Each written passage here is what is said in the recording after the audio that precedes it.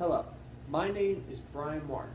Today I will be discussing the pros and cons of using online resources to teach classes in schools. The online world has been used by many, and it allows everyone to search for anything such as a new car they want to buy or visit social media websites like Facebook. But it's also influenced how schools teach their classes by providing teachers with new ways to provide for their students. And it has also sparked the creation of online classes. One advantage of using online resources for a class is that teachers can keep track of their students. According to Professor Stephanie Cole, students can no longer pay attention because of the online world, because they could be texting their friends or they could be surfing the internet. This all changed for her when, according to Professor Cole, she got a hold of the classroom response system to keep track of her students. She had them utilize clickers in the class so that way she could keep records of their attendance and also encourage more class participation. Another advantage of using online resources is that it can encourage more interaction between teachers and students. According to Professor Sarah Davis, the National Science Foundation funded the Participatory Simulations Project.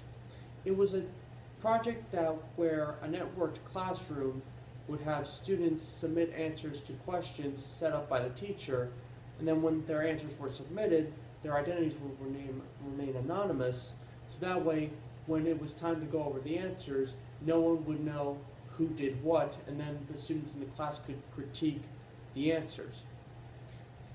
Students and a teacher were interviewed about this project to see what it was like.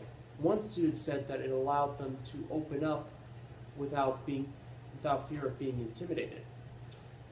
The teacher said that it allowed more interaction among the students, so that way they could criticize the answer and think of why that answer was made.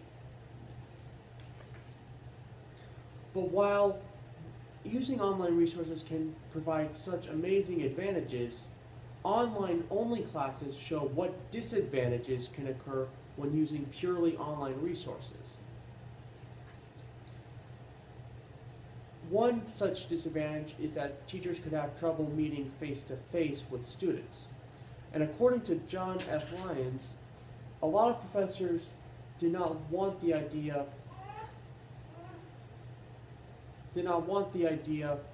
of an online class because it would not allow any personal interaction with students. On top of that, he also stated that teachers would not be able to express their character to the students.